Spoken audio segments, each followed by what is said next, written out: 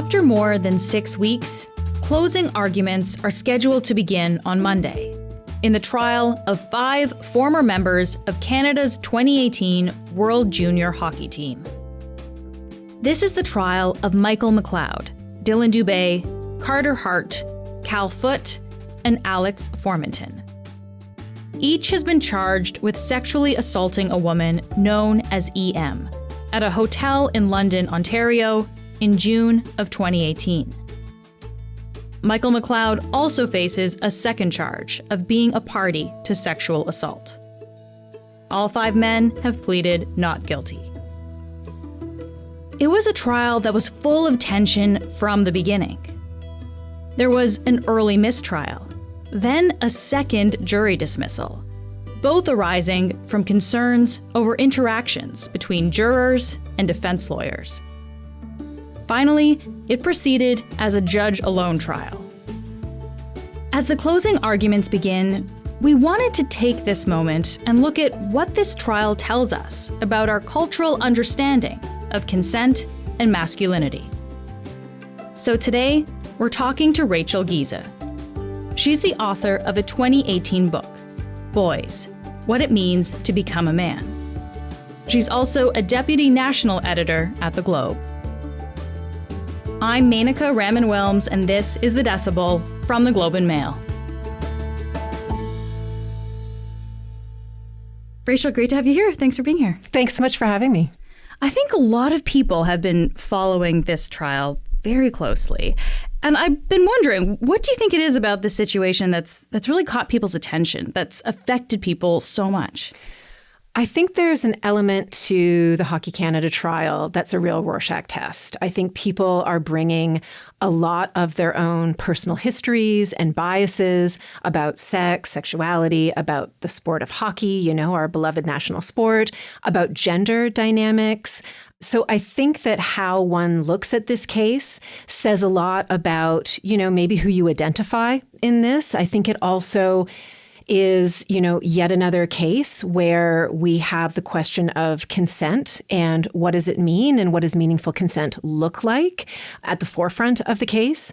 And we also have this element of new kind of technology, which is the consent video element, where the complainant EM, there are video recordings of her saying that she was okay with what was happening and, what it means to have something like that on video. So we've added this element of tech to what is a kind of, unfortunately, one other high-profile story about a trial centering on alleged sexual assault.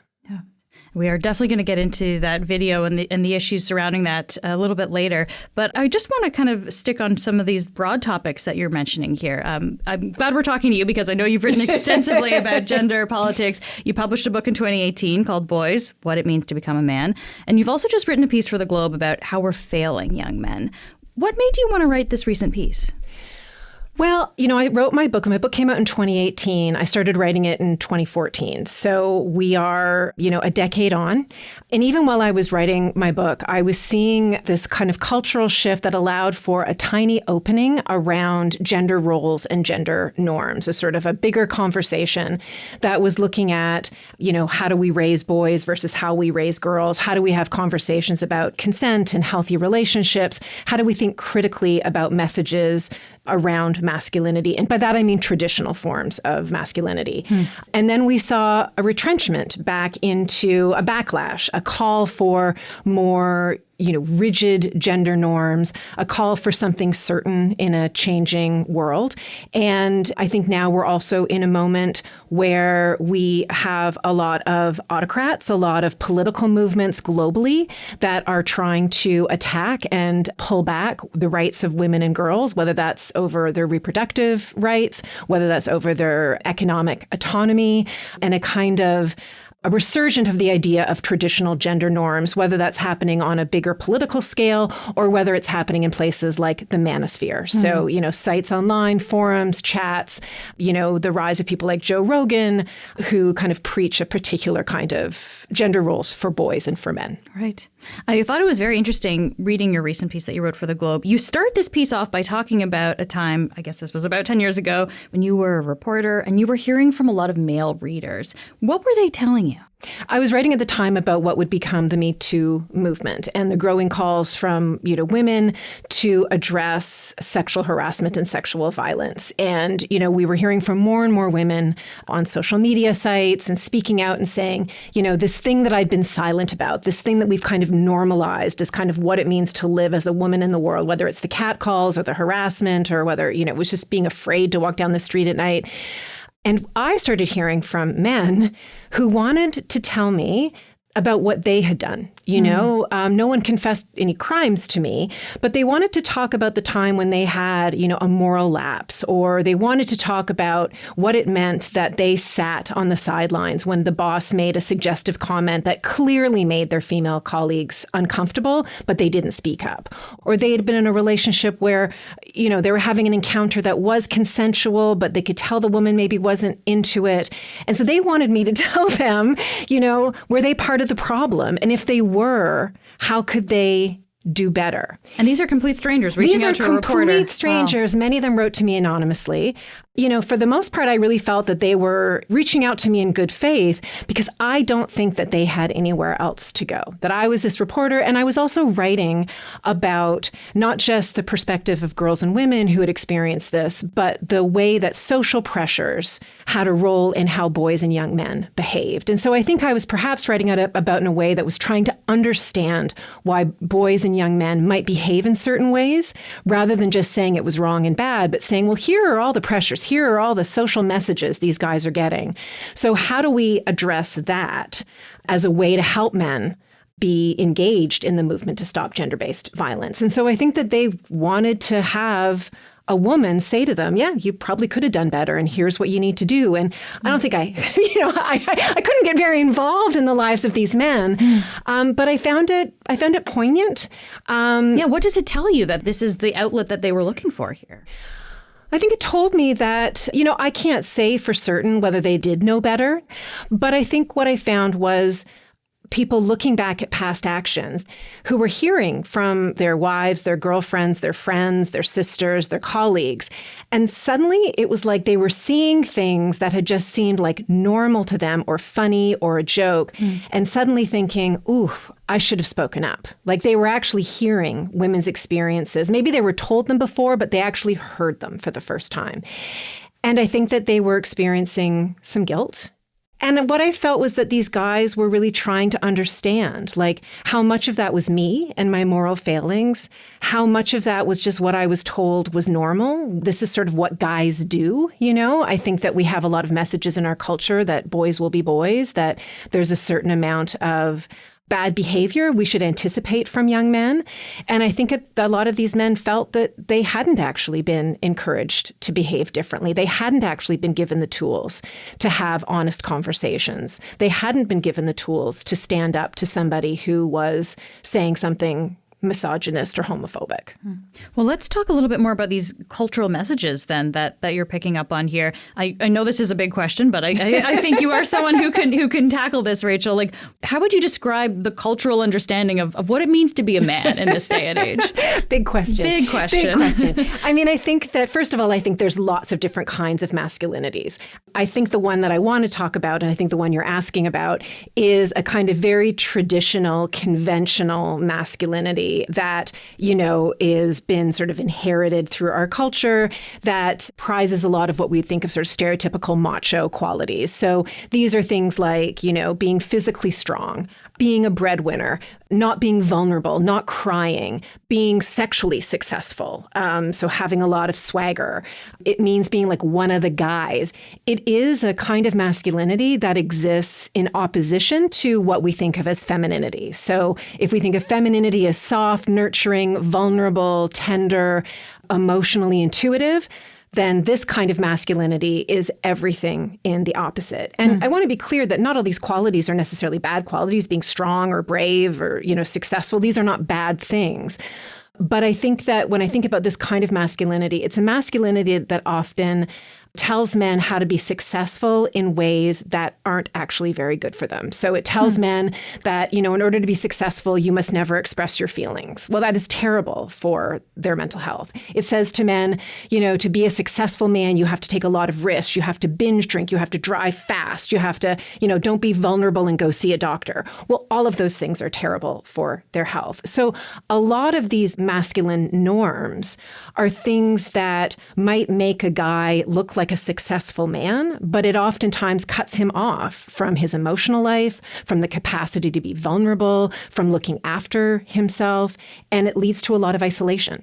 So it sounds like what you're saying is this kind of narrow definition, then it can actually cause harm to a lot of boys and men. For sure, absolutely. In the same way that we can point to codes of femininity that say, in order to be a successful woman, you must be skinny. And so girls starve themselves, or, your looks matter more than anything else. And then girls struggle then with trying to chase some kind of beauty ideal and not thinking that who they are inside matters.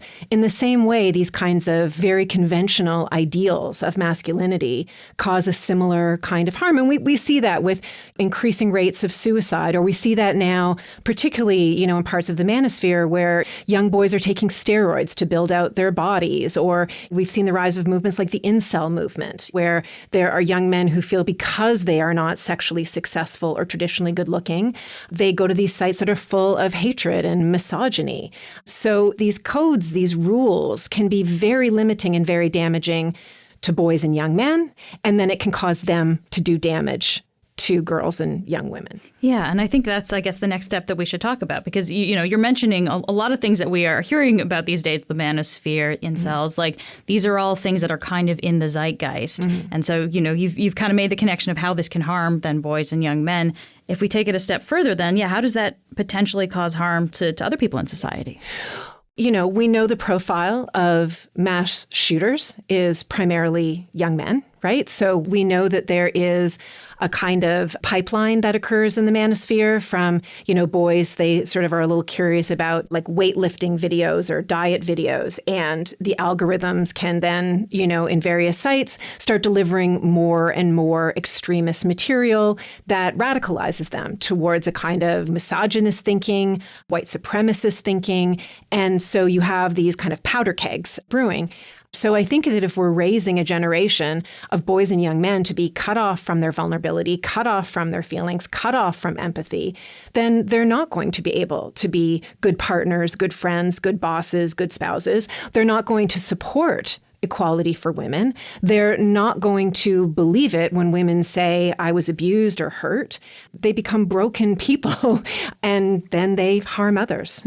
And this is making me think back to the start of our conversation when you were talking about all those men reaching out to you, kind of looking for help or advice too, because I imagine especially when we're talking about different sectors of the internet now too, maybe some of these guys are going to these places, looking for a kind of community as well. So I guess, can we talk about that a little bit too? Like there must be some form of reaching out happening. For sure. And I mean, I think that's a great point, because I think for most boys and young men, I don't think that their first thought is, I want to go, to Discord or Twitch or YouTube to find sexist videos. I think they want friends. I think that they want connection. And I think particularly the generation that had some of their childhood during lockdown, you have a generation that has relied more and more heavily on digital spaces for community and connection. And a lot of those spaces are actually great. A lot of those spaces are meaningful and positive or benign. And I don't think that it's a simple thing as internet bad. But I think that the motivation for so many boys and young men is they're seeking connection. They're seeking community, connection, affirmation. They're seeking answers. In some of my past research from my book, boys don't get a lot of sex education from their doctors, say. So a girl, because she might go on the birth control pill or something, might have a little bit from the family doctor. But boys don't, when they have questions about sex, and boys have a lot of questions. Is my body normal? Does it work? Am I okay? Am I, what is happening with my body? These are normal questions for people to ask, right? Yeah. And people aren't talking to boys about that. Or I like somebody, how do I ask them out? How do I initiate a first move? Am I good looking enough? Am I not good looking? I mean, all of the tender questions that a typical preteen teenager has, boys want someone to answer those questions. So if they don't have people in their life that will answer those questions honestly, that will engage sometimes in uncomfortable, awkward, difficult conversations with them, then they will find those answers by people who don't have their best interests in mind, who want their clicks and their eyeballs and their engaged time, but they don't really care about those boys' well-being. They don't care if those boys know how to have a healthy relationship. They just want their attention. We'll be back in a minute.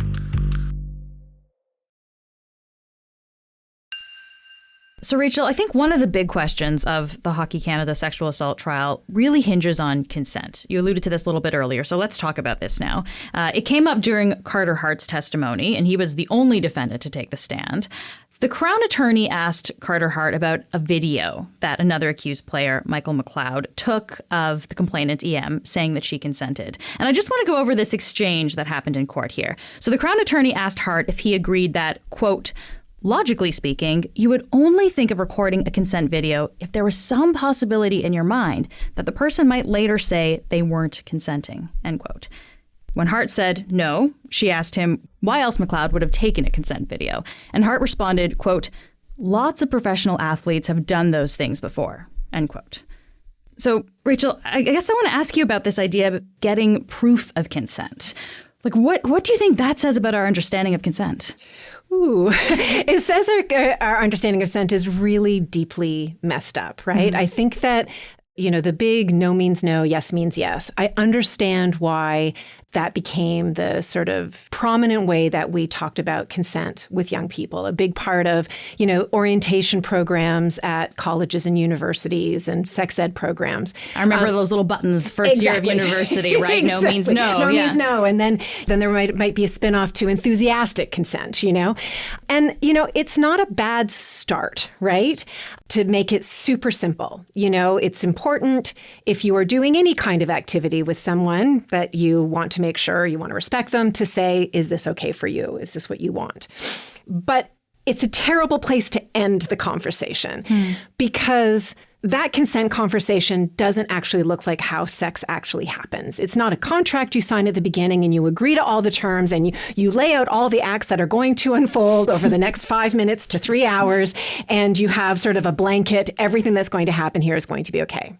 Like so many other activities, sex is something that is fluid, it changes. Something might start to feel good, but then it doesn't feel good. People might change their mind. It's a lot of things. And sex isn't also logical for most people. It involves emotions and history and vulnerability.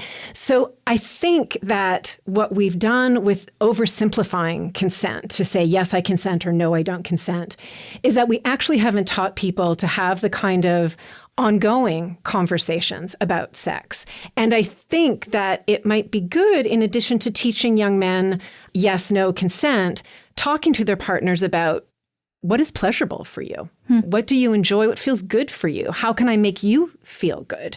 If those began to be some of the terms, is this still feeling good for you? To be able to pay attention to body language. I think we also have to acknowledge that for a lot of young women and women, they consent to sex because they don't want to spoil the mood, because they don't know that they can say no, because they start saying yes, but then it feels different and they don't know how to, I think it just assumes that somehow one of the most intimate human acts has to be bound by a very simple, one time only, you've got 5 seconds to consent and then that's it, as opposed to an ongoing conversation. And I think when I talk about the kind of conversations we need to have with young men, it's getting at this stuff. It's saying to them, you have to have an emotional vocabulary. You have to be emotionally intelligent. Your partner's pleasure and comfort needs to matter to you.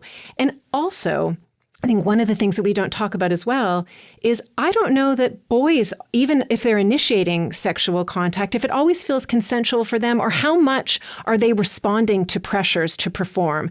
How much are they responding? How much do they feel when they engage in a sexual act that they have to live up to some status idea of, to be a successful man, you have to be a sexual conqueror. Can you talk a little bit more about that? Because this seems to connect back to the previous idea, too, about these narrow definitions of masculinity. Yeah.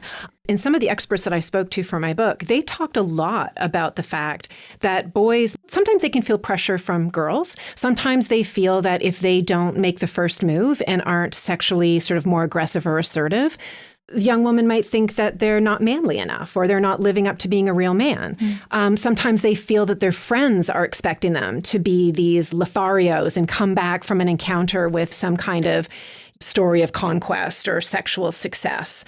I think that one of the questions when I talk to sex educators, one of the questions they heard most often from boys is my body normal? Is it functioning normally? And am I good at this, right? But they're not asking their partners those questions, right? So I think that when we say to boys, you must never show your vulnerability, you must always have this strong exterior, we don't allow them to say, actually, I'm not ready to engage in sex, or I thought I wanted it, but now I feel nervous or scared or it's not working for me or whatever it is. So I think that when we talk to boys about consent, and the other thing I want to say is we also know that the reporting of sexual assault of everybody is underreported, but it is also of boys and young men, right? We also know that lots of boys and young men feel like they can't speak up about unwanted encounters that they have had. And so I also think teaching boys about, does it feel good in your own body? So if they don't feel that they can think about what feels good in their own body, if they don't feel like they can have emotional conversations, how on earth can we expect them to recognize the vulnerability in their partners and to respect their partners' boundaries? Yeah, those are all really important things that, if we're not thinking about them, they're really absent in these kinds of encounters. I want to come back to this idea very briefly, Rachel, that you were talking about the black and white, the yes and no, no means no kind of thing, because that does seem to really set up this kind of dichotomy too, right? Of like maybe one person pushing for it, the other person kind of, guarding against it in some way. Can we talk about that? For sure. I mean, I think this is such an important point because I think culturally we have set up girls as the sexual gatekeepers. We have said that girls, young women, if they want sex too much, well, then they're, slutty, not feminine enough, not good, not moral. And so they shouldn't want it. They should wait to be pursued. And then they're the ones who put the brake on things, right? And you can see this idea embedded in the very nature of these consent videos, right? It's like the assumption is the guy is always going to want it and the girl isn't. So you have to get her consenting on tape because the assumption is that she won't want it. So first of all, this is a terrible thing about how little we care about women's pleasure to think that they wouldn't want it. And also what we think about women who do enjoy sex and their bodies because we think that somehow makes them wrong or bad or immoral. And we always assume that men, boys, young men are the sexual pursuers, the aggressors, the initiators. And that is also a troubling dynamic, right? It just sort of traps people into these roles. But I think if we say this is the only way to be, and I mean, the whole other part of this conversation is we're talking strictly in terms of heterosexual sex, right? And we're leaving out, people who are queer. But I think it really does set up this idea that girls and women, young women, are the gatekeepers. They are the ones responsible for stopping it because with boys, there's no brakes. It's just foot on the accelerator and girls always have to be the brake. I also want to ask you about this idea of being a bystander when something is happening. Just to go back to the trial, the 5 accused players, they weren't the only ones in the room with EM that night. There were also several other hockey players in the room. Some of them testified during the trial. They're not accused of any wrongdoing. But I guess, are there conversations to be had here about what it means to be a bystander in this kind of situation? Yeah. I think if we want to address this issue, we can't see it either as a one-off conversation and we can't see it about, here's a boy, a guy, a man who did something wrong and he exists in isolation. I think we have to understand the culture that they exist in and the messages they get. And I think when it comes to bystanders, it is very hard to stand up to somebody who is your friend or is somebody you admire. If you are afraid that you'll get bullied, if you're afraid that you'll be called a homophobic slur for saying, guys, I don't think this is okay.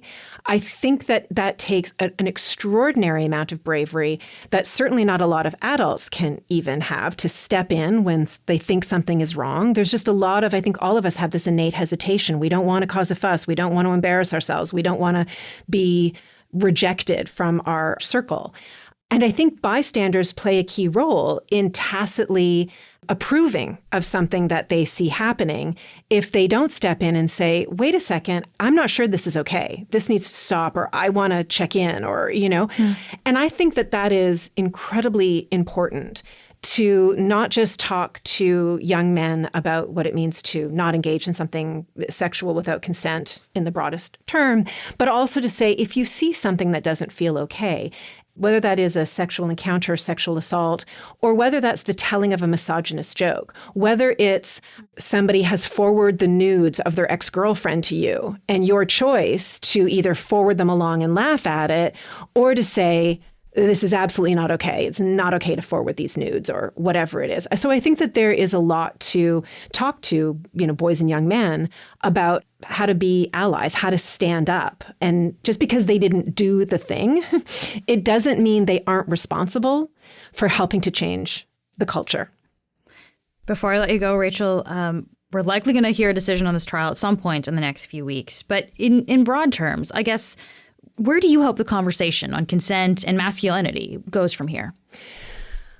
I mean, I really hope that the men who care about these issues, and there's a lot of them out there, there's a lot of extraordinary groups that are working with boys and young men to have conversations about healthy relationships and healthy forms of masculinity. I'd love to see more men talking about this.